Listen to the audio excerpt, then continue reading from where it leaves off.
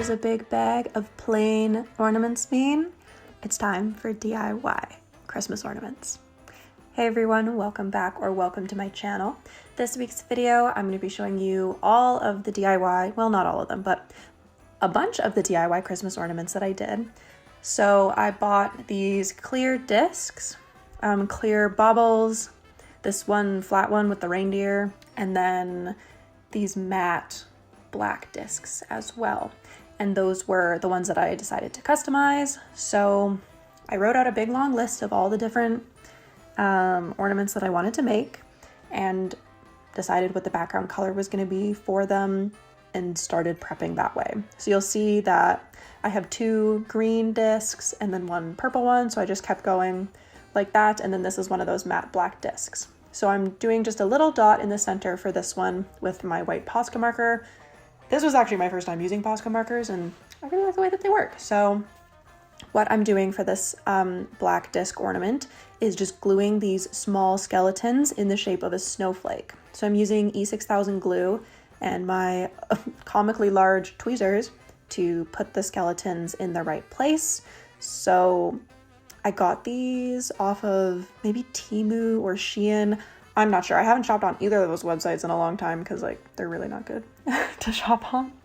But they came in a pack of 10 and I thought that they would make a great Christmas ornament. Did not realize that I was going to be using them for that specifically, but I think it turned out really well.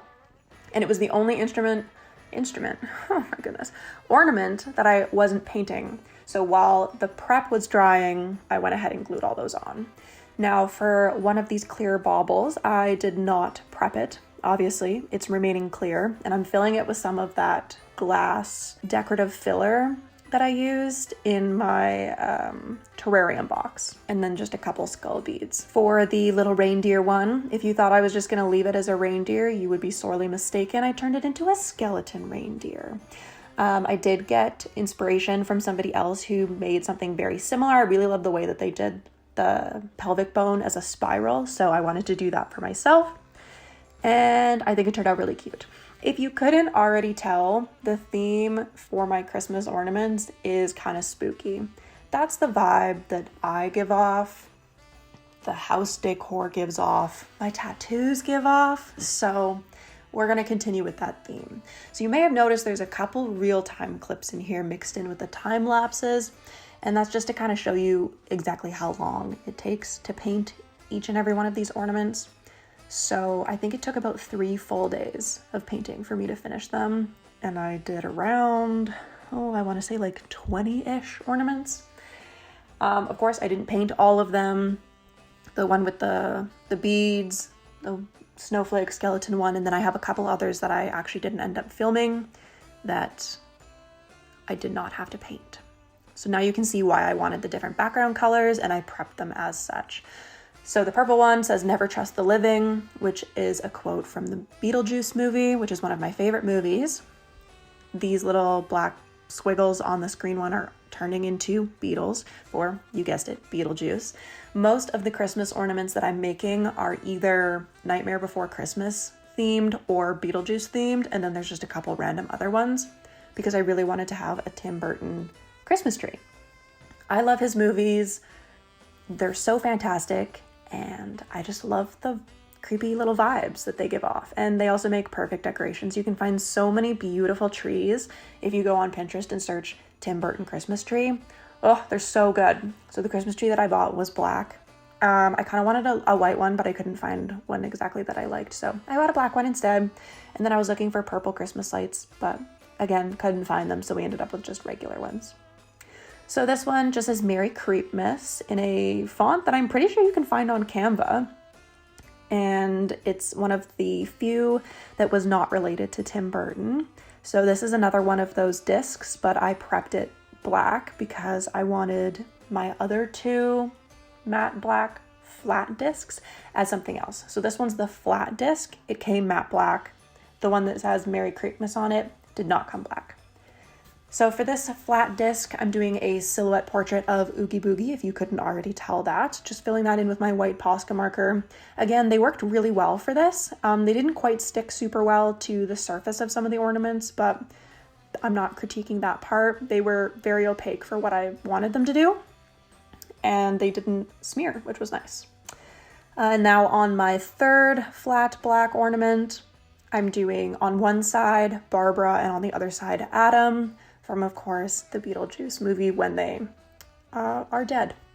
So on one of those green disc ornaments, I'm now doing a sandworm. I love them so much. I have a sandworm pillow on my couch right now, so it'll fit right in with that. This one, I did not film all of the detail work, just a little bit with the Poscas, but I do go in with a micron pen and draw the details to the face, like the teeth and whatnot in there. So yeah, a lot of these are quite detail oriented, and that's why it took so long to paint all of them. And I didn't even film like half the ones that I did, because I also did the 3 jars from The Nightmare Before Christmas, the Worm's Wart, Deadly Nightshade, and Frog's Breath potions. For this little sign that I found at Michael's, I did the Beetlejuice logo, so I painted the square black first. At some point, added the Beetlejuice font and border in with the Posca, and now I'm just going around and adding those funky little skulls with lines. I don't know if this is actually the logo or if this shows up somewhere in the movie. It has been a while since I've seen the movie, but I thought it would make a great little sign here. My other idea was like Beetlejuice lies here, like the coffin sign, but I figured that would have worked better with a larger surface, and this one just kind of fit better here, so that's why I chose to go with this. You can see next to my Oogie Boogie ornament is one of those gray discs with the white circle, so I had 3 of those, and that's what I did like the Worm's Wart and whatnot on. Worm's Wart? That's a tongue twister. Say that 10 times fast. I'm kind of out of breath saying these. I'm like so excited about it, so please ignore that. Oh yeah, and then a couple of the other baubles, I like the round ones, I did not leave clear. I did paint them white to add some different kinds of stripes to them. One that I totally forgot to film but definitely could have was I left one of the baubles clear and I stuffed it with some fake flowers that reminded me of the Corpse Bride, because I didn't have any ornaments that fell under that category. So now I have one. And now I'm just going ahead and doing my little sketch lines for all of these different like striped ornaments. I don't know if you could tell or not, but every single drawing that I did on the ornaments was all freehanded. There was no tracing, no pencil sketch beforehand. I just went straight in with either paint or Posca markers. So sometimes I had to clean up some lines, but for the most part, it did work out. This one, I divvied up the ornament all by myself. So this one turned out really, really well. I'm happy with it. Obviously, I'm going back and just thickening up those lines with the black paint. And then I also did a horizontal stripe one that did not turn out nearly as well, but it was for The Nightmare Before Christmas, so that's how I justified it being really squiggly. And then, of course, we have this swirl one that is also Nightmare Before Christmas, and I thickened it up with paint as well. So then after all of my ornaments were painted and glazed with like a semi-matte finish, I used some ribbon that I got on clearance actually at Michael's and tied them all up. So I had the one with the little potion bottles, and then I also had this black and white striped one. Turns out there's black glitter on it, so there's now black glitter on every surface of my art room, and I don't know if I'll ever get rid of it, so everything may just have black glitter on it from now on. But I thought that they made really good ornament strings. Then of course, once all of my ornaments had a little hanging string on them, I went ahead and set up the Christmas tree. So the thing was actually really easy to put together. It was only 3 parts. It is a fake Christmas tree because I'm gonna use this thing every single year, and then I'm just wrapping my lights around it. You might be able to tell that there's cardboard taped to the door over there. Just ignore that. It's so that our cats don't see the other outside cats and go wild, because the outside cats were really irritating, the inside cats. So you'll see that I tried to wrap garland around the tree and then hated it and had to start all over again. This garland I also got on clearance at Michael's, and it's just black and white striped and the edges have wires in them, so it is posable if you wanted to do poses. I look like I'm choking the tree with it. I do go back and fix it. And now I'm just gonna awkwardly show you me putting on a couple of the ornaments that I made. This one, now you can see that I've painted Adam on the back side there. It's much more difficult to put ornaments on one-handed than I anticipated. So that's why this footage is a little bit wonky, but I really love the way that the ornaments look, and everything just fits together on the tree so well. It ends up looking awesome. And then I added my little tree topper, which I bought at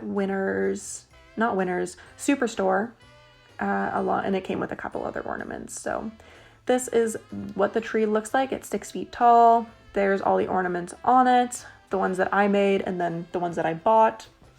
Most of the ones that I bought are the Hallmark Nightmare Before Christmas ones, and they just really add to the vibe. So here's some more close-up shots of the tree. It does go in and out of focus a little bit, and I'm sorry about that, but anyways, this is it. I love it. I hope you like it too, and if you want to make a spooky Christmas tree this year, you can follow along and do some DIY Christmas ornaments. Otherwise, I hope you enjoyed this video. If you did, make sure to leave a like, comment down below, subscribe to my channel. I post new videos on Mondays and sometimes Wednesdays like this week. I hope you have a lovely week and a wonderful Christmas if you celebrate it. Otherwise, just enjoy the end of December, I guess. And I will see you all in the next video.